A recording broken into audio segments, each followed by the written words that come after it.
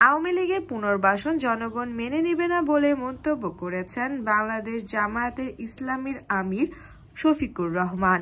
শুক্রবার সকালে নিজের ভেরিফাইড ফেসবুকে দেওয়া এক পোস্টে জামায়াতের আমির একথা বলেন। এই ঈদে জামা জুতো অ্যাকসেসরিজের ডিসকাউন্ট। শফিকুর রহমান ফেসবুকে লিখেছেন, বাংলাদেশ ইতিহাসের একটি গুরুত্বপূর্ণ বাঁক অতিক্রম করেছে।